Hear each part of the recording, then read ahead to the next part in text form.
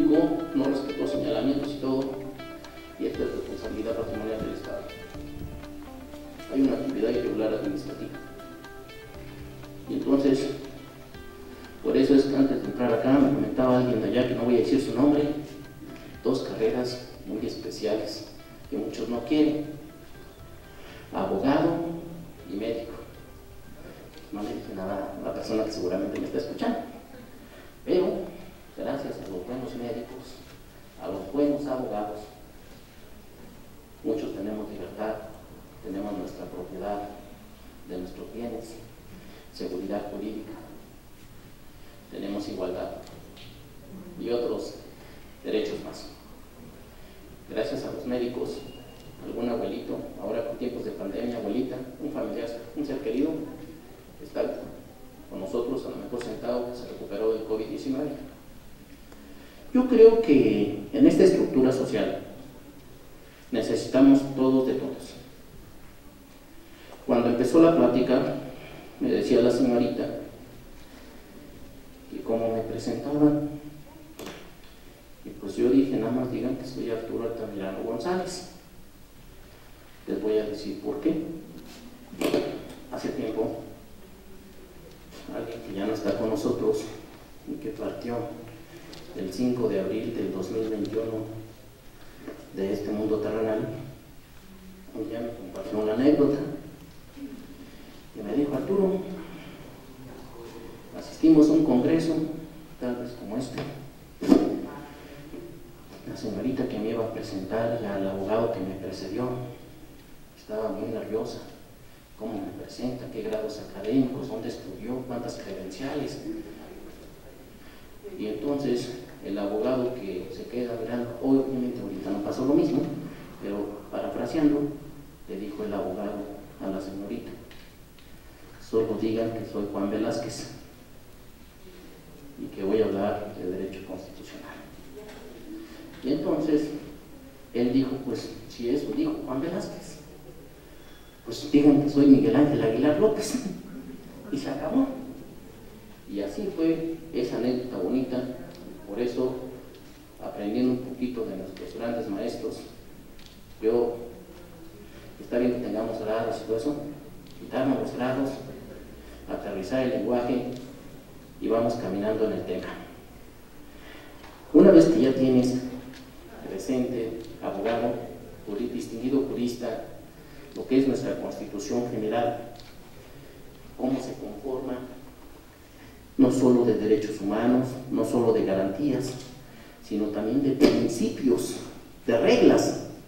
Entonces Rodolfo Vigo, un gran jurista, nos dice que los principios son aquellos que protegen altos bienes de gran valor, como son culturales, sociales, económicos, de manera tal que estos principios figuran en nuestra Constitución General. Dime rápido unos principios, rápido, Arturo, para que veamos la importancia de la Constitución General en materia penal. Una persona está dudando el señor juez si la condena o no. Este asunto me tocó participar en un libro de nuestro máximo tribunal y se llamó Precedentes Relevantes de la Primera Sala de la Suprema Corte de Justicia de la Nación.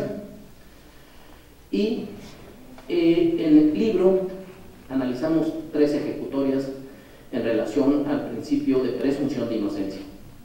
Aprovecho rápido para sentar bases. 4 principios en que se sustenta el sistema penal acusatorio: presunción de inocencia, de defensa adecuada técnica y material, debido proceso y de contradicción. ¿Y eso quién lo dijo? Nuestro máximo tribunal. Bien. El asunto que te comento rápido es de la dama, una mujer joven de 18 años, se embarazó o la embarazaron y tuvo su bebé. Pero cuando tuvo el bebé, quien le prometió amor y le lloraba y le decía que la luna y las estrellas, todo iba a estar a sus pies, se acabó. No hubo ninguna luna, ninguna estrellas, y la dejó sola. entonces, no sé dónde pasa eso, ¿verdad? La dejó sola y la mujer entró en una situación de depresión muy fuerte y dijo: yo quiero que se muera mi bebé. Si este desdichado no me quiere, no me ama, no tiene caso vivir. Eso es muy triste, ¿eh? Los que han padecido de esos temas del corazón, que luego los vemos sufrir, bueno, uno también ha sufrido, ¿no? Entonces, y dicen: ¿pero por qué sufres? No, me quiero morir. ¿Por qué te quieres morir? No, ya se fue la pareja y ya me dejó con el bebé. Y entonces ella, teniendo al bebé en brazos, dice que escuchó una voz que le dijo: suelta al bebé. Y se mareó. Y eran voces en su cerebro, en sus oídos, que decían: suelta al bebé, suelta al bebé. Y lo soltó. Y el bebé falleció. Y entonces la pregunta es: delito, y los penalistas dirían rápido: homicidio. Y otros dirían: homicidio doloso. Y otros dirían: no fue doloso. Entonces, analicemos los elementos del tipo penal: objetivos, subjetivos, objetivos específicos. En el momento de juzgar, el señor juez de primera instancia dijo: condeno por homicidio. Y en segunda instancia confirman el homicidio. El amparo directo, el asunto, confirman el homicidio. Amparo directo en revisión, fundamento. Todas las sentencias emitidas por tribunales colegiados de circuito son inatacables e impugnables, pero hay una excepción: artículo 107, fracción novena de la Constitución General. Esa es la importancia de que todo abogado, como el que anda evangelizando, ustedes ven qué experiencia para agarrar la Biblia. Pues el abogado así se debe saber la Constitución, de la materia que sea. Entonces, artículo 107, fracción novena, son impugnables en amparo directo en revisión las sentencias de tribunales colegiados de circuito. Luego les cuento la otra historia, ¿no? De la reforma del 7 de junio del 2021 a la ley de amparo. Entonces, bueno, pues ya está cambiando un poco el esquema, pero a donde quiero llevar es que la Suprema Corte determinó, con base en el principio de presunción de inocencia y con el principio de indubio pro reo, y para los que ya son abogados, para los estudiantes, en caso de duda se absuelve. Entonces dices: ahí están dos principios. Otro: nulo crimen sine lege, nullum poena sine lege. Son principios en materia penal. Materia civil, artículo 14 constitucional, último párrafo. Si no hubiera en los ordenamientos jurídicos la normatividad completa para resolver un asunto en materia civil, se debe recurrir a los principios para resolver dicho asunto. Entonces, hay principios. Materia fiscal, hay impuestos, deben ser equitativos, proporcionales, artículo 31, fracción cuarta de la Constitución General. ¿Te das cuenta?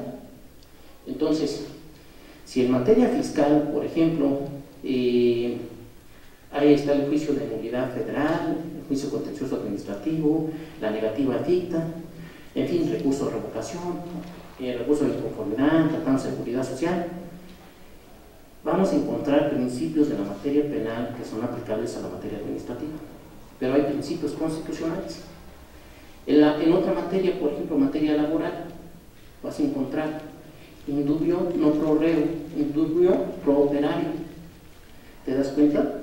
Entonces, en caso de que el trabajador en su asunto exista algunas cuestiones que estén en tela de juicio y que tenga que determinar el juzgador, se va a optar porque el juzgador, con base en este principio indubio pro operario, en caso de duda, favorece al trabajador.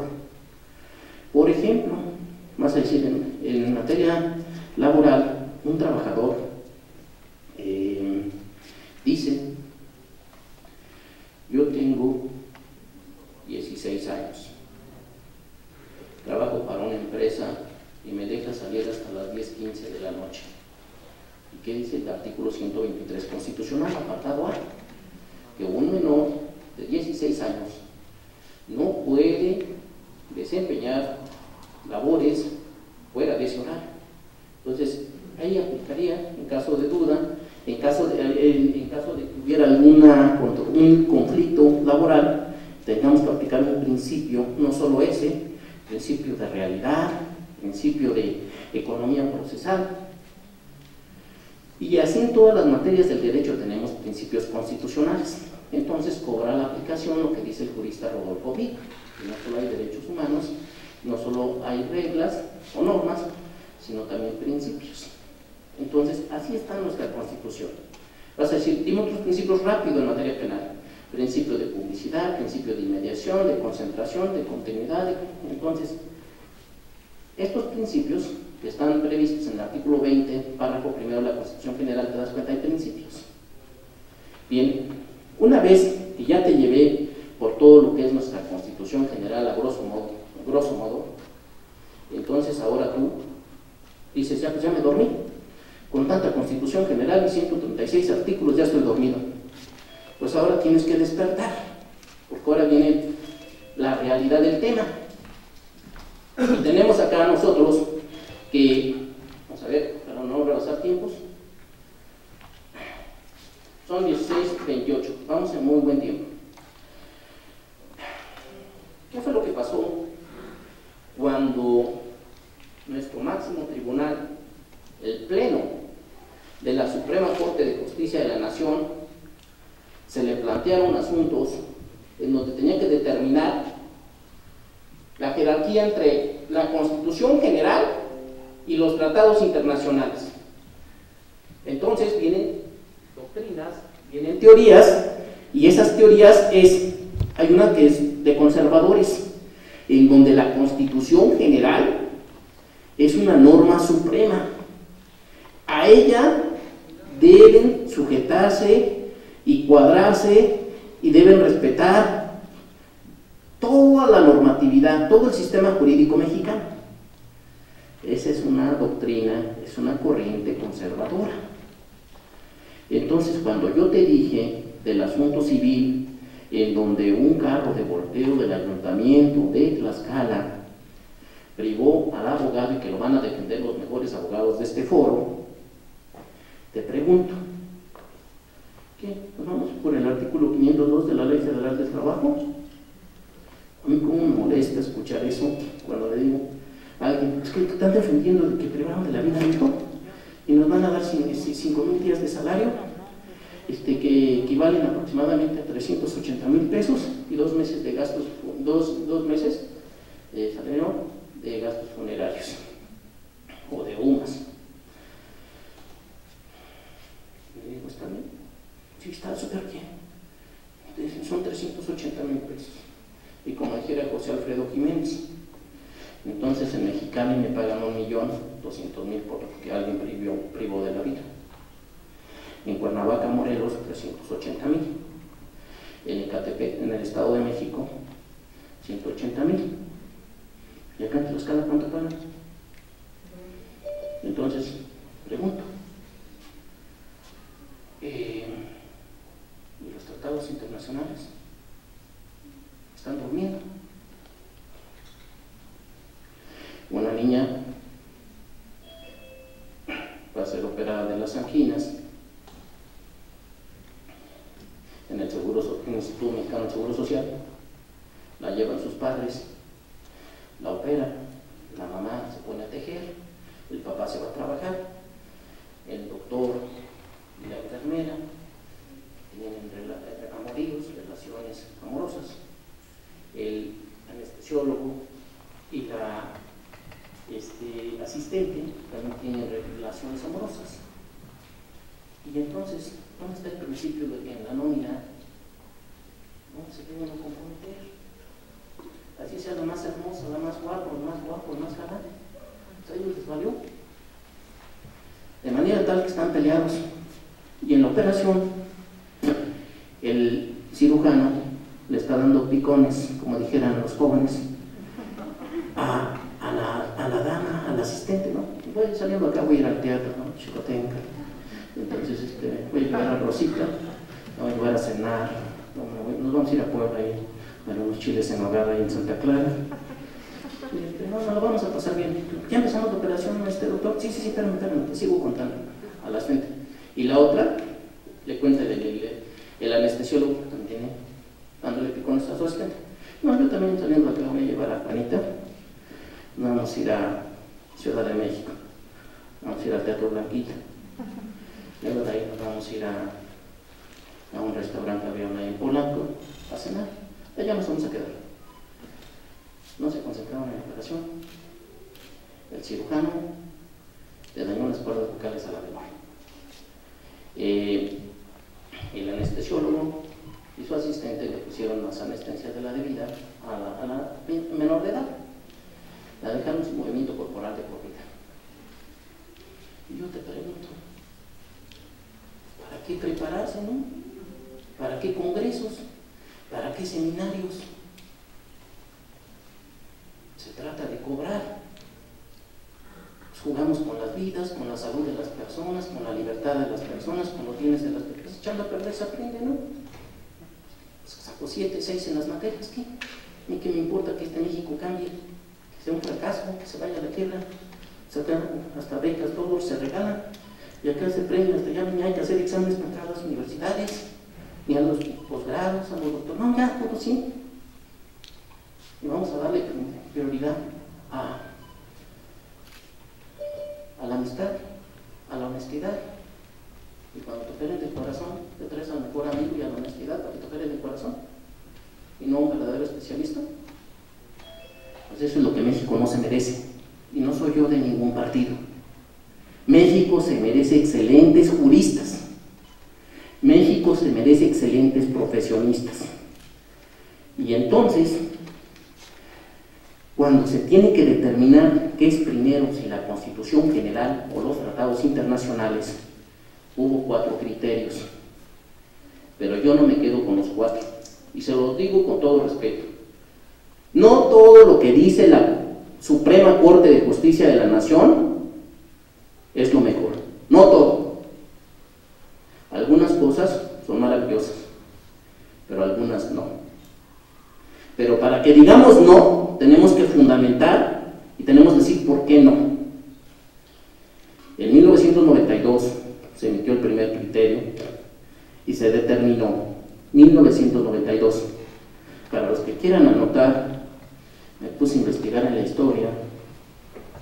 El amparo directo en revisión 2069/91, amparo directo en revisión 2069/91. Se emite el primer criterio y todos son por el Pleno de la Suprema Corte de Justicia de la Nación. Cuando me toca litigar o me toca dar clases, con todo respeto, yo no tomo jurisprudencia de colegiados ni de circuitos, ni de plenos regionales. Yo me voy a la jurisprudencia del Pleno de la Suprema Corte, a la primera y segunda sala, y a la jurisprudencia de la Corte Interamericana de Derechos Humanos. Si aplican eso en su litigio, no va a haber tribunal colegiado que les diga que no. Artículo 217 de la Ley de Amparo. La jurisprudencia es obligatoria. Y ahora, con la reforma que hay en materia de jurisprudencia, que seguro estoy que hace unas horas vieron el tema con el maestro Baldomero Mendoza López, y les habló de los 3 tipos de jurisprudencia que hay actuales. Y si no les habló, yo les digo. Está la jurisprudencia, actualmente, a partir de entrada en vigor de la reforma del 7 de junio del 2021, jurisprudencia por precedentes obligatorios, jurisprudencia por contradicción y jurisprudencia por reiteración. ¿Y antes cuáles teníamos? Teníamos jurisprudencia, ojo, por reiteración, 5 jurisprudencias dictadas en un sentido, 5 ejecutorias sin ningún contrario, reiteración. Contradicción, cuando dos tribunales, cuando 2 plenos entraban en contra, uno decía una cosa, otro decía otra cosa. Oye, ¿eso me lo juras que pasó? Sí, claro.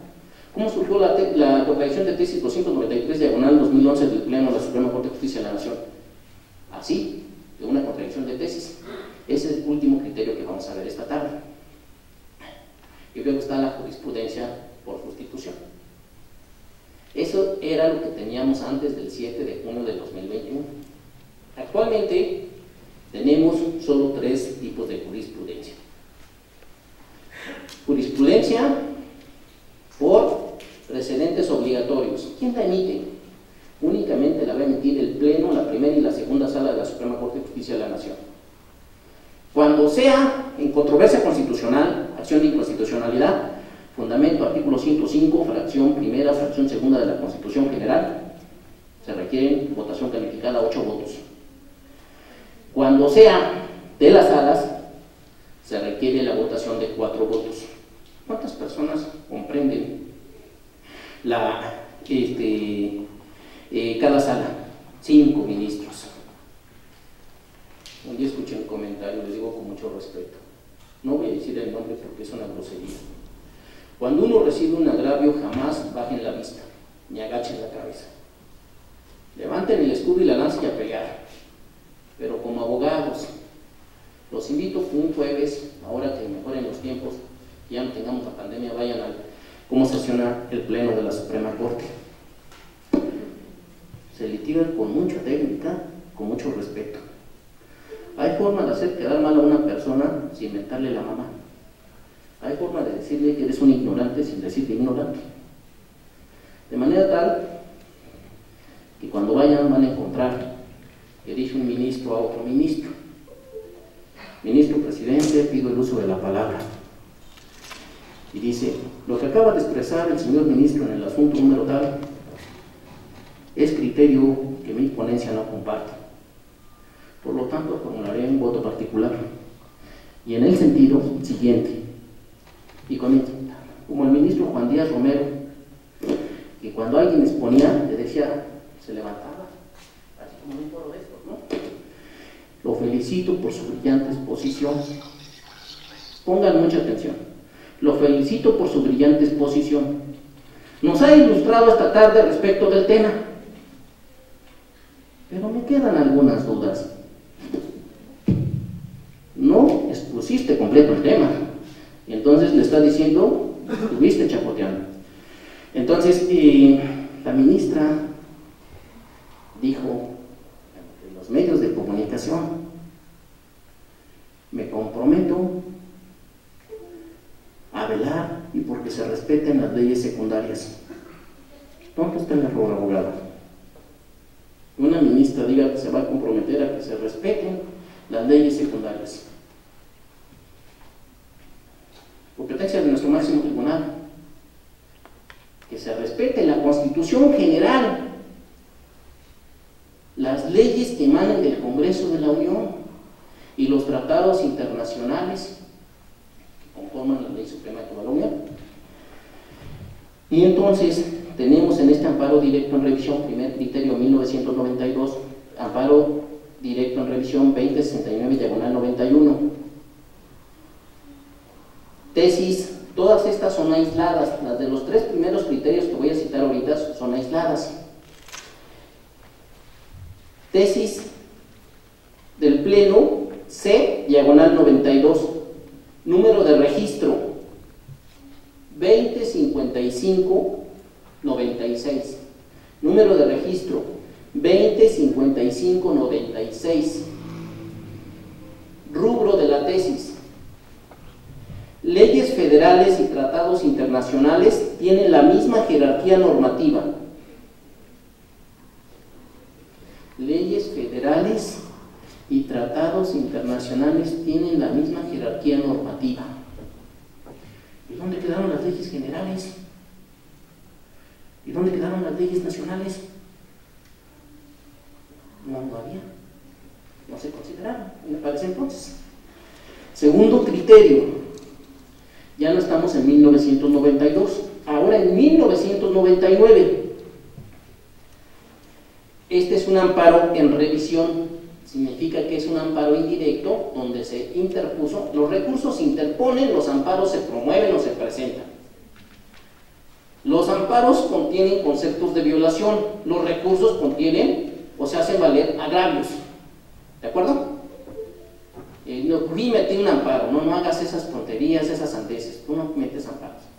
Y no quiero ser grosero, pero las demandas de amparo se presentan, se promueven, los recursos se interponen. Yo voy a meter un escrito, no, eso está mal dicho. Nunca cometas esos errores. En 1999, el amparo en revisión 1475/98 se emite el siguiente criterio, tesis aislada por el Pleno de la Suprema Corte de Justicia de la Nación. Se los deletreo: L mayúscula, X, 5 romano, 1 romano, 1 romano, diagonal 99. Pero para los que se les haga más fácil el número de registro, 192867. 192867. Aquí nos dice este criterio. El anterior, para que quede claro, dijo: las leyes federales y tratados internacionales tienen la misma jerarquía normativa. Y acá nos va a decir en el criterio de 1999: los tratados internacionales se ubican jerárquicamente por encima de las leyes federales y en un segundo plano de la Constitución Política de los Estados Unidos Mexicanos. Criterio de 1992: leyes federales y Constitución están en un mismo plano. Criterio de 1998: las leyes federales se encuentran en segundo lugar y primero están los tratados internacionales. Pero la Constitución está primero que los tratados internacionales. Y nos vamos a un tercer criterio. Este tercer criterio causó mucho ruido, porque se trataba ya de considerar a los tratados internacionales dentro de nuestra Constitución Federal y ahora sí que fueran parte de esa supremacía constitucional. Y entonces se tuvieron que resolver varios amparos en revisión y algunos amparos directos en revisión. Diferencia: amparo en revisión, amparo indirecto, pero se formuló un recurso de revisión. Amparo directo en revisión es amparo directo, pero dentro del amparo directo tuvo cavidad un recurso de revisión. ¿Sí? Son dos vías. Bien, ¿y qué amparos fueron los que propiciaron este tercer criterio? El primero fue el amparo en revisión 120/2002. El segundo fue el 1976/2003. El tercero, el 787/2004. El cuarto, el 1084/2004. El quinto, el 1651/2004. El sexto, el 1277/2004. El séptimo, el 1576/2005. El octavo, 1738/2005. El noveno, 2075/2005. El décimo, 74/2006. El décimo primero, 815/2006. El décimo segundo, 948/2006. El décimo tercero, 1380/2006. Y finalmente el amparo directo en revisión, 1850/2004. Bien. ¿Qué fue el resultado de este tercer criterio? Lo encontramos en la tesis aislada del Pleno de la Suprema Corte de Justicia de la Nación, 1X, es decir, 9 romano, diagonal 2007. Y el número de registro de la tesis aislada del Pleno de la Suprema Corte de Justicia de la Nación es la 172650. 172650. ¿Y cuál es el rubro? Y ahora pongan por favor atención en el tercer criterio. Si el primer criterio, para recapitular, las leyes federales se encuentran en el mismo plano que los tratados internacionales, 1992.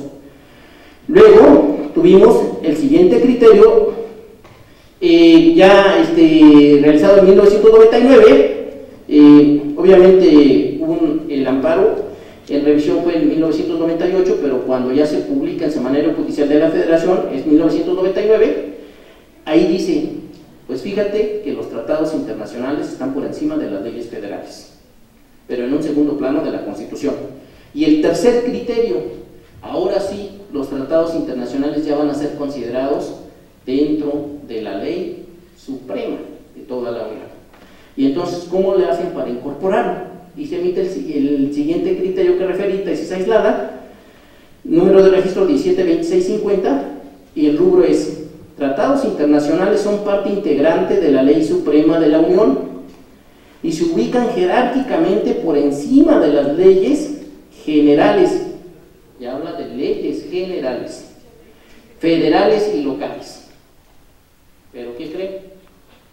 En estos tres criterios ya se dieron cuenta, no están a la par de la Constitución General, ni por encima de la Constitución General. Entonces, seguramente arriba, vamos a ver, el primer criterio de acá de este teatro dijo, no, las leyes federales y los tratados internacionales están en el mismo nivel. El segundo nivel, dijeron, segundo criterio, los tratados internacionales están por encima de las leyes federales. Y el tercer criterio, que parece que es el que ya quedaban todos conformes, los tratados internacionales están por encima de las leyes generales, federales y locales. ¿Y ya se arregló el problema? Pues todavía no. Y entonces llegó el momento de entrar a lo que sería la contradicción de tesis 293/2011. Esta contradicción de tesis diagonal 293/2011 da cavidad a dos jurisprudencias, la 20/2014 y la 21/2014. De manera tal que miren ustedes,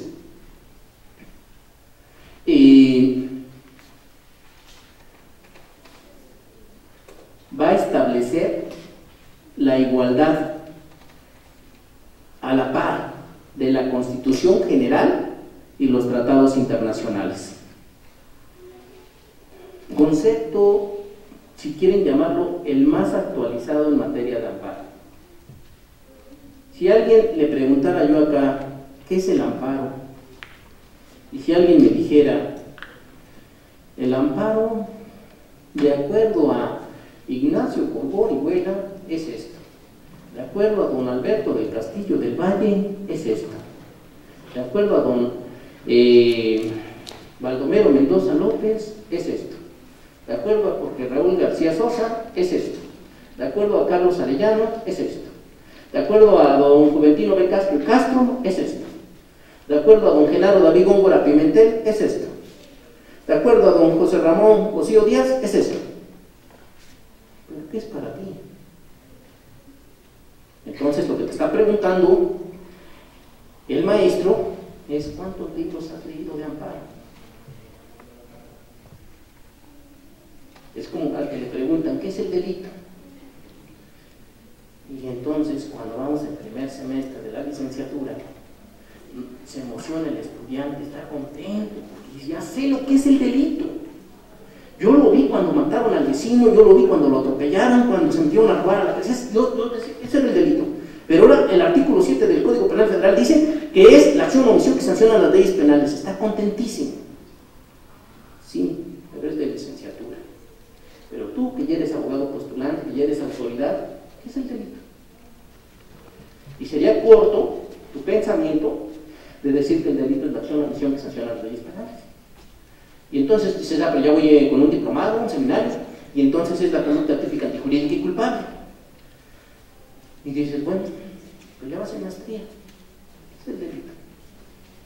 Y entonces tienes que aplicar metodología para determinar que hay varios artículos en un ordenamiento jurídico que los tienes que interpretar de manera tal que se lleva a cabo ese método sistemático y concluyes ¿qué es el delito? Lo mismo ocurre tratándose de la supremacía constitucional. Algo que te debe quedar bien claro esta tarde es que durante la historia constitucional de México y de nuestro máximo tribunal, los tratados internacionales, a partir de la contradicción de tesis 293, diagonal 2011, se estableció, se determinó que están a la par de la Constitución General. Y te reitero, tesis de contradicción emitida por el Pleno de la Suprema Corte de Justicia de la Nación 293, diagonal 2011. ¿Cuál es el número de registro de esa ejecutoria? 24985. 24985. Y dio cavidad a dos tesis de jurisprudencia. Y tenemos la 20, diagonal 2014, número de registro 20-06-224, 20-06-224. ¿Cuál es el rubro? Y el rubro es derechos humanos contenidos en la Constitución Política de los Estados Unidos Mexicanos y en tratados internacionales constituyen un parámetro de control de regularidades constitucionales. Ese es el concepto top de amparo. Entonces, cuando te pregunten, oye, ¿amparo qué es? Es un proceso medio de control de parámetros de regularidades constitucionales. ¿Y eso quién lo dijo? Lo dijo el Pleno de la Suprema Corte de Justicia de la Nación. ¿Y dónde lo dijo? Al resolver la contradicción de tesis 293, diagonal 2011. Y eso, para mí, ¿a qué me sirve? Pues te sirve de mucho.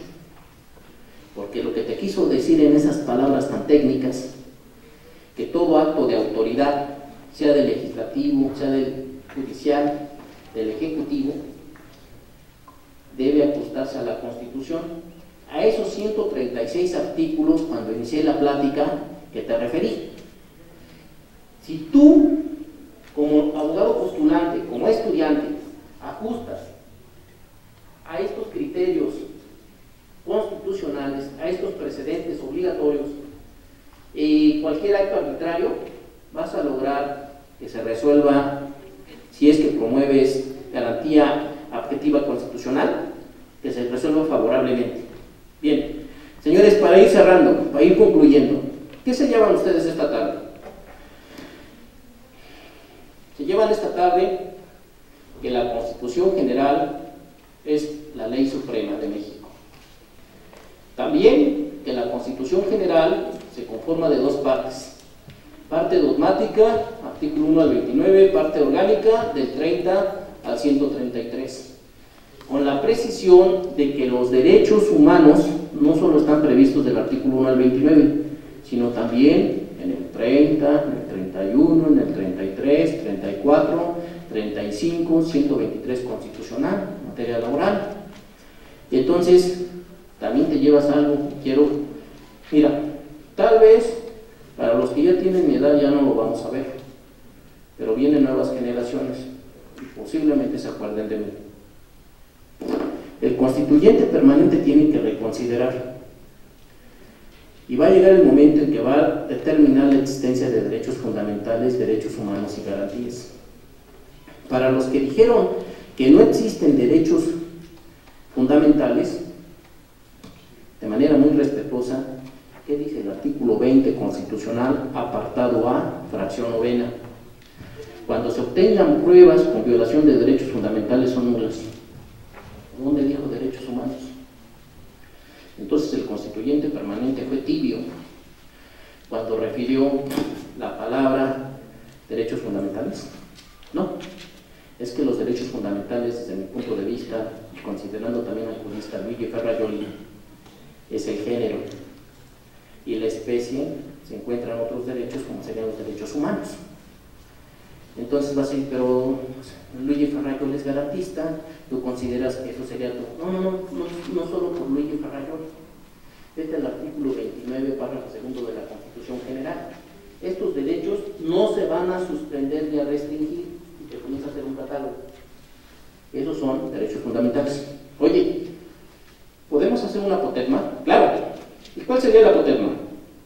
El apotegma sería el siguiente, para mí, lo digo con mucho respeto. Los derechos fundamentales también pueden ser derechos humanos, pero difícilmente un derecho humano pudiera ser un derecho fundamental. En el sistema jurídico mexicano hay derechos fundamentales, derechos humanos y garantías. Dime el fundamento, Arturo.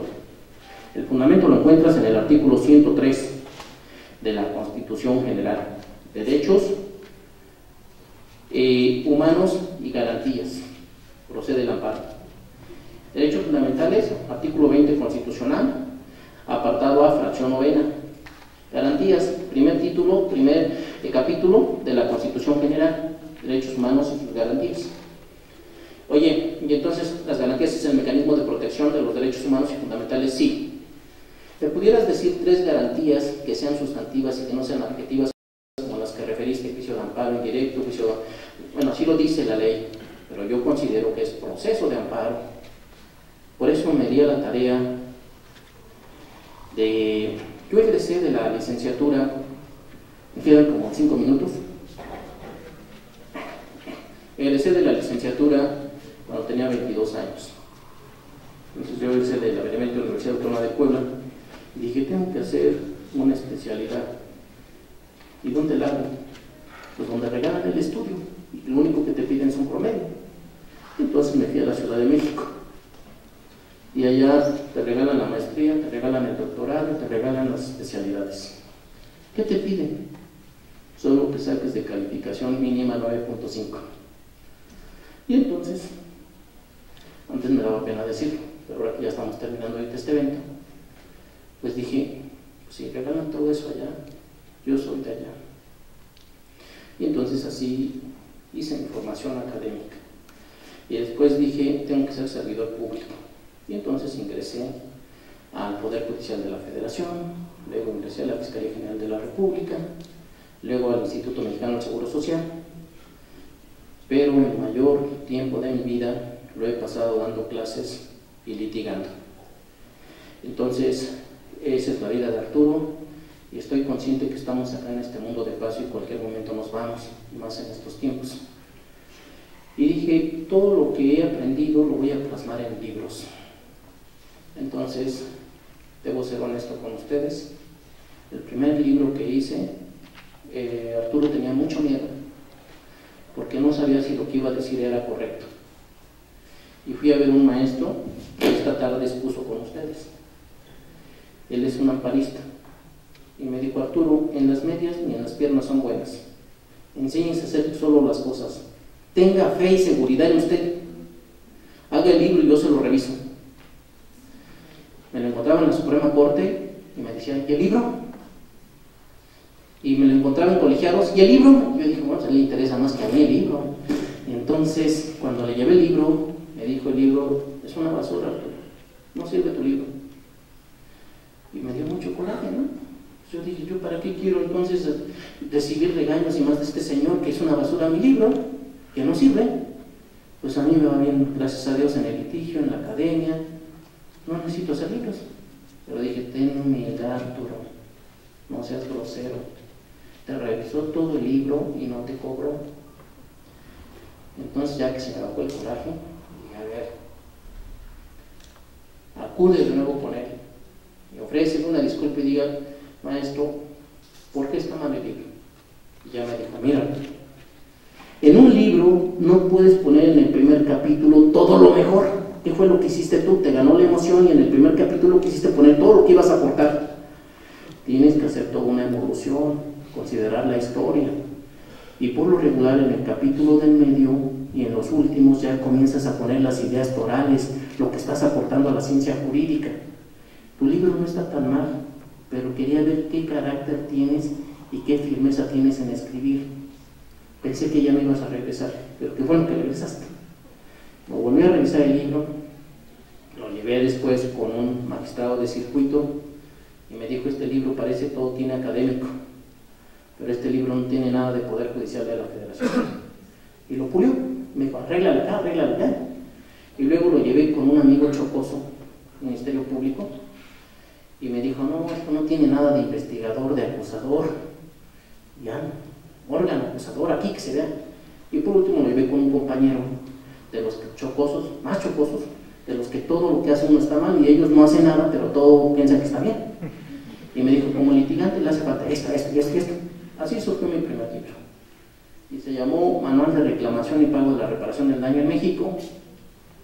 Y ahora lo expreso con mucha alegría y lo comparto con ustedes esta tarde. Que nadie les prive ni les quite su sueño y sus metas. Ustedes solos son dueños de su destino. Van a llegar hasta donde quieran llegar. Pero pierdan el miedo a ser ustedes mismos. Ténganse seguridad, ténganse confianza en ustedes. Cuando salió el primer libro llegué contento con mi maestro, que en paz descanse, que dije hace rato que falleció. Y le dije, ya vendimos 27,000 libros. Vender en México 800 libros al año, según las editoriales, es un éxito. En México, vender 27,000 libros en un año, pues no es nada fácil. Pero entonces mi maestro me hizo poner los pies en el piso. Me dijo, ¿sabes cuántos libros han vendido de presunción de inocencia, Arturo? Pues no sé. 170,000, Arturo.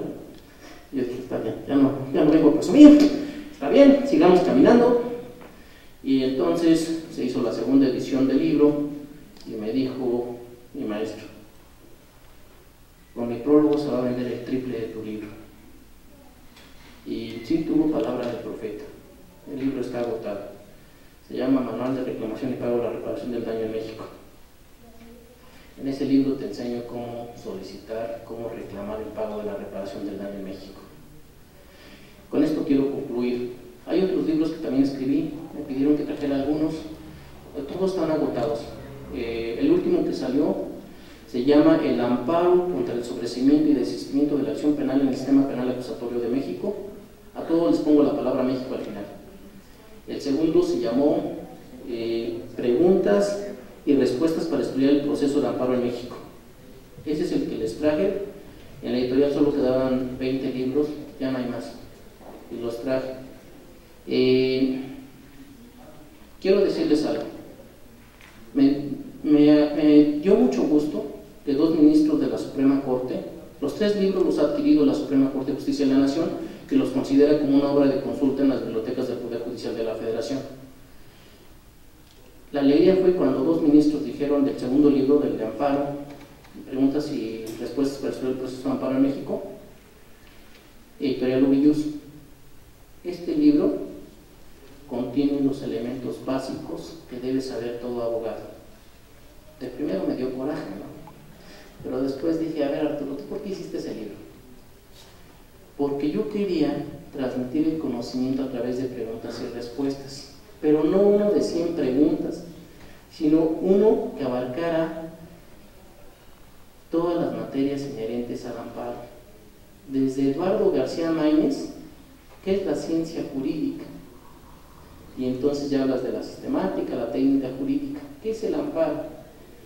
Y entonces, para que descanse el lector después de la pregunta número 800 de opción múltiple, para los que quieran ser magistrados, jueces de distrito, que son los que más han comprado el libro, abogados, defensores, asesores, ministerios públicos, y lo compran para ascender. Y los que van a hacer exámenes, que son estudiantes en maestría y doctorado, también lo compran para eso. Y entonces tú dices, yo soy un experto ya en amparo y soy el mejor estudiante de la licenciatura. Contéstame las 1533 preguntas. Te van a decir, pero vienen sus respuestas y su justificación, que también se sustentan en jurisprudencia de la Corte Interamericana, de Tribunal Europeo, Tribunal Africano, Tribunal Español, nuestro máximo tribunal, y entonces va acompañado de ese fundamento. Finalmente, señores, muchas gracias.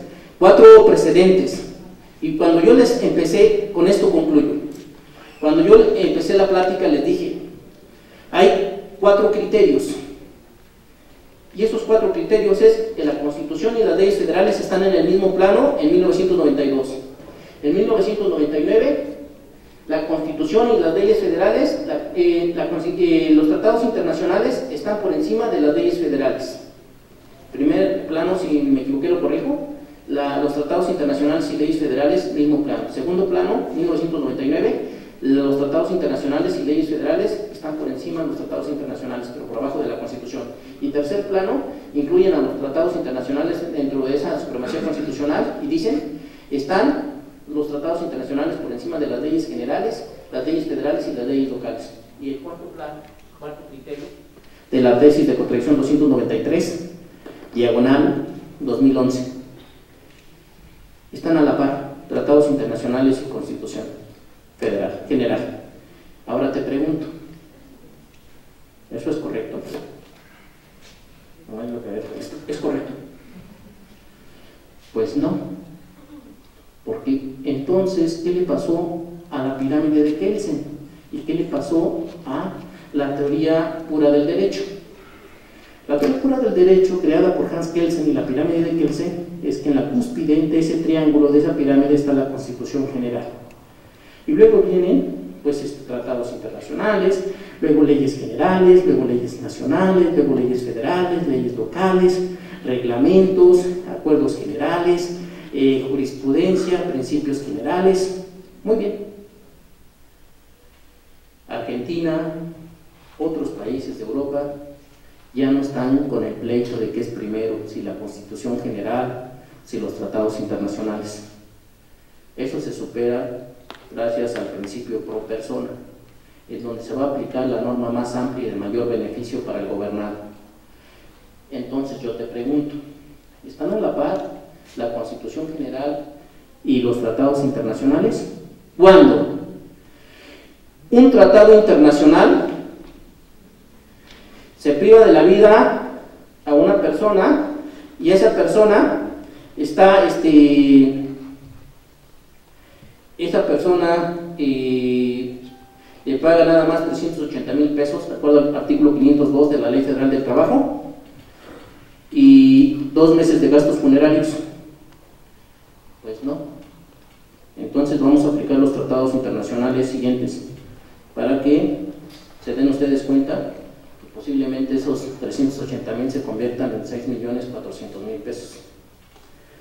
Pero para eso lo tienes que fundar y motivar. Muy pocos tribunales de México lo están aplicando, pero lo puedes pelear incluso hasta la Suprema Corte.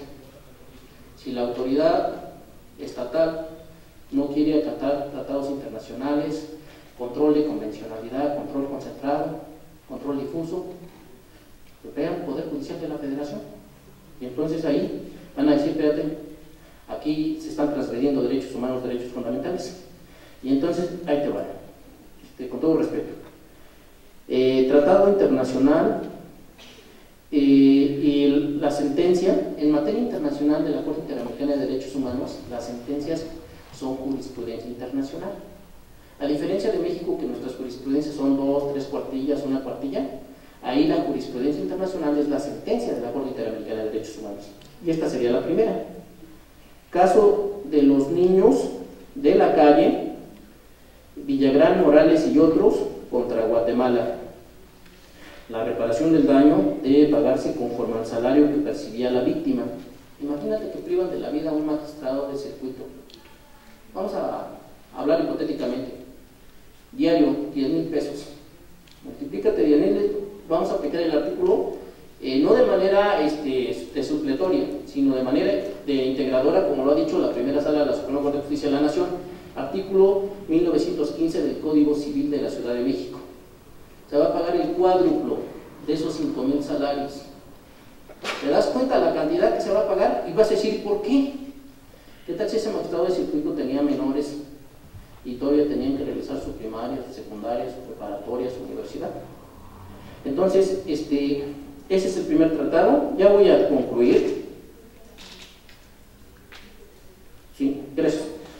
Pensé que no me iba a pasar, pero ya me pasé. Bien, entonces, el segundo asunto, que es también jurisprudencia internacional, caso Velázquez Rodríguez contra Honduras. La reparación del daño debe pagarse conforme al salario que percibía la víctima. Y tercero, la tercera jurisprudencia o sentencia de la Corte Interamericana es caso Buenos Aires, caso Bueno Alves contra Argentina. La reparación del daño debe pagarse conforme al salario más alto de la zona geográfica. Esto lo vamos a correlacionar con el artículo 1915 del Código Civil para el Distrito Federal. Y vas a decir, ¿quién dijo eso ya? Pues ya lo dijo la primera sala de la Suprema Corte de Justicia de la Nación. Señores abogados, muchas gracias. Espero haya sido enriquecedora la plática, se hayan cubierto las expectativas. Que tengan bonita tarde.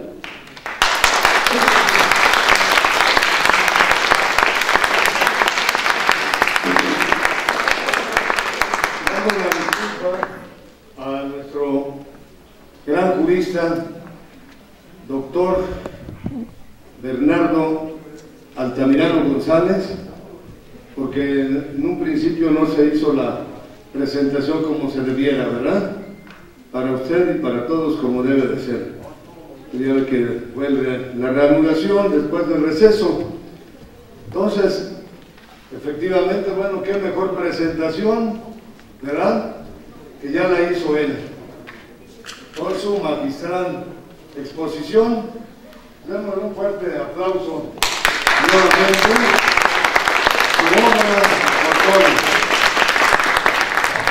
En un tema importantísimo, ya ustedes lo saben, lo corroboraron, lo comprobaron ahora con esta exposición magistral, ¿verdad?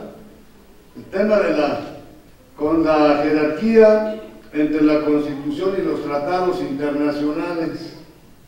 Todo el mundo habla de Constitución, ¿sí o no? Un pequeño comentario, si me permite, doctor. Todos los funcionarios o servidores públicos de alto nivel o de medio de alto nivel, se les protesta, se les pide que se comprometan al cumplimiento de la Constitución General de la República y las leyes que de ella emanan, ¿sí o no? Y todo el mundo habla de Constitución así como de democracia. Y qué lamentable que en la práctica o en la vida, en la cotidianidad de nuestra realidad, valga la expresión, en un país riquísimo, estaba escuchando, reflexionaba sobre todo eso, un país riquísimo, pero con más de 70 millones de mexicanos en pobreza, máxime ahora con el COVID-19, que se ha agravado la situación. Nosotros lo hemos venido sosteniendo desde hace mucho tiempo también. Dicen, la Constitución, ay, ¿para qué? A lo largo y ancho de la República, si nadie la cumple o tiene más de 500 reformas. Les hemos dicho sí, como sea, por eso promovemos el conocimiento y cumplimiento de la Constitución a nivel social, académico, pero además para de esta forma un mayor y mejor cumplimiento. Muy reformada, sí, más de 500 reformas, es la jerarquía de la Constitución y los tratados internacionales, su tema. Decimos, la Constitución con todo y más de 500 reformas conserva una serie de disposiciones que de cumplirse una o dos o tres de ellas, otra situación imperaría en el país. Nada más con esto. El concepto constitucional de democracia, que todos hablan de democracia y no se digan los políticos y los partidos políticos, todos en sus documentos básicos, democracia. Nada más con eso que dice la democracia, no solamente es un régimen jurídico o una forma de gobierno, sino un sistema de vida fundado en el constante mejoramiento económico, social y cultural del pueblo. Felicitaciones, doctor Arturo Altamirano González. Por favor, aquí al centro, por favor. Por favor, felicitaciones. Magistral su conferencia con ese tema. Reconocimiento por parte de la revista jurídica nacional Prescripcia, con su presidenta aquí, la maestra Libertad Bugambilia Suárez Sánchez. Felicitaciones.